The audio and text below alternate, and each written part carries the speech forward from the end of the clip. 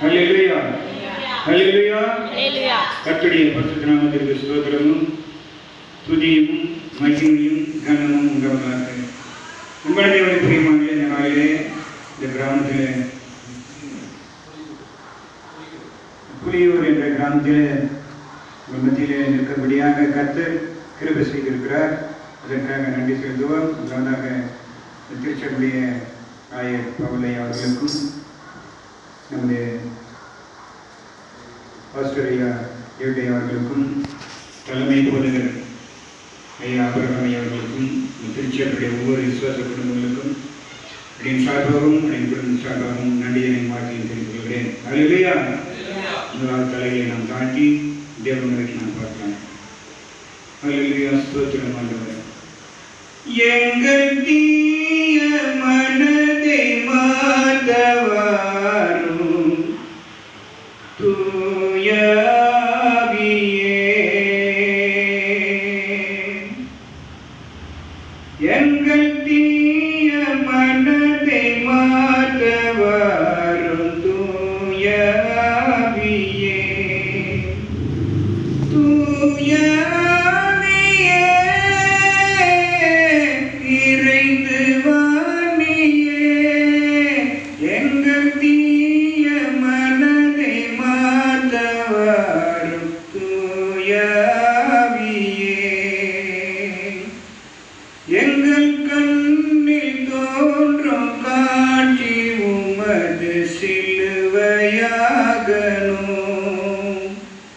எங்கள் எண்ணும் எழுத்தும் என்றும் உமது வசனமாகணும். அருமை நாதனே, பொறும தேவனே, எங்கள் தீய மனதை மாற்றவாரும் தூய ஆவியே, எங்கள் உள்ளம் முழுதும் உமது ஒளியில் நிறைந்தே இருக்கணும், எங்கள் உடலும் உயிரும் உந்தனுக்கே சொந்தமாகணும். கன்னி மைந்தனே, கருணை தேவனே, எங்கள் தீய மனதை மாற்றவாரும் தூய ஆவியே. ஆமாண்டவரே, எங்கள் உள்ளங்களில் உள்ள தீய எண்ணங்கள், மெட்டுமையான குணங்கள், பொறாமை எண்ணங்கள் அத்தனை கெட்ட எண்ணங்களையும் மாற்றி தாய்மை, தூய்மை, பரிசுத்தம், உண்மை, பொறுமை, சகல நல்ல எண்ணங்களை எங்களுக்கு தாரும். ஆண்டவரே, சாத்தோடைய சோதனையிலிருந்தும் சூழ்ச்சியிலிருந்தும் பிடியிலிருந்தும் உங்கள் விலக்கி காத்துக்கொள்ளும். எல்லா நிலையிலும் எப்பொழுதும் உண்மையை நினைத்து உண்மையை துதித்து வாழ்கிற அன்புள்ள எங்களுக்கு தாரும். ஆண்டவரே, இந்த திருச்சபையை ஆசீர்வதிப்பீராக. இந்த திருச்சபையில் ஆண்டவர் நடக்கின்ற ஒவ்வொரு ஆராதனையும் தேவன் ஆசீர்வதிப்பதாக. தலைமையேற்று நடத்திய ஆண்டவர் போதகரையும் சரியாக நடத்தினார். ஆண்டவர் போதகரை நீங்கள் ஆசீர்வதிப்பீராக. கிராமத்தையும் கிராம மக்களையும் ஆசீர்வதியும். ஆண்டவர் அடி என்ன செய்யணுமோ சொல்லும். ஆண்டவர் அடி செய்யணும். ஆண்டவர் எதை பாடணுமோ, எதை பேசணுமோ, எதை ஜபிக்கணுமோ அடிமைக்கு உணர்த்தணும். அடிமை செய்கிறேன். அடி மறைத்து என் தேவன் மையங்கொள்ள வேண்டும்தான். ஆண்டவரே, நான் கண்டிலே உபத்தி சொல்கிறேன். ஆண்டவரே, நீரை உயர்த்தி நீங்கள் அடிமை தாழ்த்துகிறேன். தேவன் அனைத்தையும் அறிந்திருக்கிற தேவனாகவே இந்த நாளையும் இந்த நேரத்தையும் அறிந்திருக்கிறார்களே. சகல துதி கன மகிமை அனைத்துமைக்கே செலுத்துகிறேன். இயேசு கிறிஸ்துவினுடைய பரிசுத்தமுள்ள நாமத்தில் பிதாவே, ஆமென். அல்லேலூயா. அன்பான தேவனை பிரியமானவர்களே, உங்கள் ஐயா சொன்னவர்களுமாக நான் இந்த இருக்கும்போது பல இந்த பாடெல்லாம் பாடி காணப்படலாம் பாடி பல ஊரெல்லாம் போய் பாடியிருக்கேன். இருந்தாலும் கூட ரட்சிக்கப்பட்டு பல ஆண்டுகள் ஆனாலும் கூட அந்த ஆவிக்குரிய ஜீவியம் எனக்கு கிடைக்கல. 1984 நான் ரட்சிக்கப்பட்டாலும் கூட 84, 94, 2004, 2010, 38 வருஷத்துக்கிட்ட ஆகும். ஆனாலும் கூட வாழ்க்கையில் 15 வருடங்கள் ஒரு பேர் கிறிஸ்தவனாகவும் ஒரு நான் கிறிஸ்தவன் என்று சொல்லும்படியான எந்த ஒரு முன்னேற்றமும் இல்லை. ஆனால் 15 வருடங்களுக்கு பிறகுதான் உண்மையாகவே ஆண்டவரை முழுமையாக நான் பிடித்துக் கொள்ளும்போது தான் ஆண்டவரை என்னை உயர்த்தினார். அல்லேலூயா. நான் கூட அப்படிதான் இருக்கிறோம். சில கிறிஸ்தவர்கள் அப்படிதான் இருக்கிறார்கள். ஞாயிற்றுக்கிழமை ஆலயத்தில் வரும், செய்தியை கேட்குறோம், வீட்டுக்கு போகிறோம், மறந்துடுறோம். இது போல நாட்கள் ஓடுகிறது, மாதங்கள் ஓடுகிறது, காலங்கள் ஓடுகிறது. ஆனால் நமக்கு வாழ்க்கை முன்னேற்றம் வரவில்லை. காரணம், ஜெபிக்கும் பொழுது உண்மையாக ஏற்றுக்கொள்ளும் பொழுது ஆண்டவர் நமக்கு பலன் கொடுக்கிறார். ஒரு மருத்துவருக்கு நாம் செல்கிறோம், உடம்பு சரியில்லை, சுரம் இல்லை தலைவலி, வயிற்று வலி, ஏதாவது ஒரு வகையில் நாம் போகும்பொழுது அந்த மருத்துவர் நமக்கு மாத்திரை மருந்துகளை கொடுக்கிறார். கொடுக்கும்போது உண்மையாக அவர் எப்பொழுது சாப்பிட சொல்கிறார், சாப்பிடும் பொழுதுதான் நமக்கு அது விடுதலை கொடுக்கிறது. இதை போகணும், மாத்திரை வாங்கணும், சைக்கிளில் போட்டோம் அப்படின்னா கேளுங்க, அது உண்மையாகவே மருத்துவர் என்ன சொன்னாரோ அப்படியாக நம்ம செய்யும் பொழுதுதான் நம்முடைய பலன் நமக்கு கிடைக்கிறது. அதுபோல வேதம் என்ன சொல்லுகிறதோ, வேதத்தை போதிக்கிற போதகர்கள் என்ன சொல்லுகிறார்களோ அப்படியாக நம்ம நடக்கும்போது தான் அந்த பலன் நமக்கு கிடைக்கிறது. அப்படிதான் உண்மை. ஆகவே இந்த நாளிலே நான் சுருக்கமாக சொல்லி கடந்து போக நான் பிரயாசப்படுகிறேன். நம்பளத்தேவன் பிரியமானவர்களே, வருடத்திலே 52 ஞாயிற்றுக்கிழமை வருகிறது. அந்த 52 ஞாயிற்றுக்கிழமை இந்த ஞாயிற்றுக்கிழமை விசேஷமான ஒரு நாள். அல்லேலூயா. ஆகவே இந்த ஞாயிறு என்றால் குருத்தோலை ஞாயிறு. எல்லா இடத்துலையும் அவங்க பார்த்தோம், எல்லா ஊர்களும் பவனி போகிறாங்க. எங்கள் அட்டன் திருச்சபையை விட 5 சபை இணைந்து போகிறாங்க. அதனால கூட இது விட இன்னும் கொஞ்ச நாளில் நல்ல ஜனங்கள் வரும் பொழுது அதை விட நீங்கள் இதை பின்பற்றுவீங்க. அல்லேலூயா. ஆகவே இந்த ஆண்டவர் பவனி வந்த ஒரு நாள் குருத்தோலை ஞாயிறு என்று சொல்லப்படுகிறது. இந்த குருத்தோலை ஞாயிறில் என்ன விசேஷம் ஆண்டவர் அங்கே செய்தார் என்று பார்க்கும்பொழுது, மார்க்கு எழுதின சுவிசேஷக புஸ்தகம் 11வது அதிகாரத்தை நீங்கள் பிரித்து வைத்துக் கொள்ளுங்கள். அதில் 1லிருந்து 10 வரை நீங்கள் வாசித்து பார்க்கும் பொழுது உங்களுக்கு தெளிவாக அதில் தெரியும். ஆண்டவராக இயேசு கிறிஸ்து தாம் எதற்காக இந்த உலகத்தில் வந்தார், இதுவரையிலே நடந்தது என்ன, இப்பொழுது நடந்து கொண்டிருப்பது என்ன, இனிமேல் நடக்கப் போகிறது என்ன என்பதை தேவன் முன்கூட்டி அறிந்திருந்தார். பிதாவின் சித்தம் என்னவோ அதை செய்வதற்காகவே தான் ஆண்டவர் இங்கே வந்தார். ஆகவே அவர்கள் எருசலேமுக்கு சமீபமாய் சேர்ந்த போது ஒலிவ மலைக்கு அருகான பெத்தனியா என்னும் ஊர்களுக்கு வந்தபோது அவர் தம்முடைய சிஷ்யர்களிலே 2 பேரை நோக்கி கூப்பிடுகிறார். உங்களுக்கு எதிரே இருக்கிற கிராமத்துக்கு போங்கள், அதிலே பிரவேசித்த உடனே மனுஷர் ஒருவரும் ஒரு காலும் ஏறிராத ஒரு கழுதை குடங்கள் என்றார். இங்கே வந்த பொழுது ஆண்டவர், நீங்கள் அங்கே போங்கள், 2 வழி சந்து என்று சொல்லப்படுகிறது. 2 வழி சந்து, இதோ நீங்கள் போங்கள், அந்த தெருவில் ஒரு கழுதை குட்டியை கட்டியிருப்பாங்க. நீங்க போனா அவர் விளக்கமாக சொல்லுகிறார், 2 வழி சந்திலே நீங்கள் ஒரு கழுதை குட்டியை கட்டியிருக்க காண்பீர்கள். அன்பார்ந்த பிரியமானவர்களே, 2 வழி சந்தி என்று சொல்லும் பொழுது நம் மனிதனுடைய மனிதனுடைய பார்வைக்கு முன்பாக 2 வழிகள் இருக்கிறது. ஒன்று பாவ வழி, ஒன்று பரிசுத்த வழி. பரலோக வழி, நரக வழி. உலக இச்சை வழி, ஆவிக்குரிய வழி. பாவ வழி, பரிசுத்த வழி. அதுபோல தேவனுடைய பிள்ளைகளுக்கு இப்படியாக வைக்கப்பட்டுள்ளது.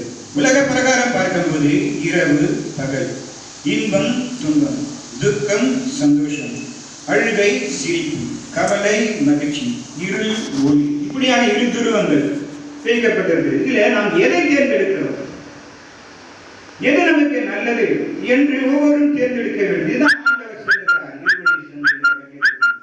உங்களுக்கு முன்பாக 2 சாய்ஸ் கொடுக்கப்படுகிறது. அதில் நீ எதை தேர்ந்தெடுக்கிறாய், பாவத்தையா பரிசுத்தையா? அன்புடைய பிரியமானவர்களே, ஆண்டவர் சொல்லுகிறார், அந்த சீடர்கள் ஆண்டவராக இயேசு கிறிஸ்துவின் வார்த்தைக்கு அப்படியாக கீழ்ப்படுகிறார். முதலாவது ஆண்டவரை எதிர்த்து அவர்கள் ஒரு வார்த்தையும் பேசவில்லை. ஆண்டவரே, நீங்கள் போய் அவர்கள் சொல்றீங்க, அங்கே போய் நாங்கள் கேட்டால் என்ன சொல்றது அப்படின்னு சொல்ற ஒருத்தர் கேட்கும்போது, இங்கே போய் அவருங்க யாருக்கு என்று கேட்காது, ஆண்டவருக்கு வேண்டும் என்று சொல்லுங்கள். ஏன் இப்படி செய்தீர்கள் என்று ஒருவனிடத்தில் கேட்டால், இது ஆண்டவருக்கு என்று வேண்டும் என்று சொல்லுங்கள். உடனே அதை இவ்விடத்திற்கு அனுப்பிவிடுவார். உடனே அனுப்பிவிடார். ஆண்டவருடைய பிள்ளைகள் எதை கேட்கிறார்களோ அதை உடனே ஆண்டவர் விடுகிறார். அல்லேலூயா. அன்பான தேவனுடைய பிரியமானவர்களே, நம்முடைய வாழ்க்கையிலே ஆண்டவரை நாம் கேட்க வேண்டும். நீ என் சொல்லுக்கு கீழ்ப்படிந்தபடியினாலே இந்த பூமியிலே நீ ஆசீர்வதிக்கப்பட்டிருப்பாய் என்று ஆபிரகாமை பார்த்து ஆண்டவர் சொல்கிறார். ஆண்டவருடைய வார்த்தைக்கு யார் அவர்கள் கீழ்ப்படுகிறார்களோ அவர்கள் ஆசீர்வாதமாக இருக்கிறார்கள். ஆண்டவர் ஒரு பாவமும் செய்யும், ஒரு குற்றமும் செய்யும். நான் ஆண்டவரை சிலுவையில் அறைந்தார்கள். கொள்கதாவலையே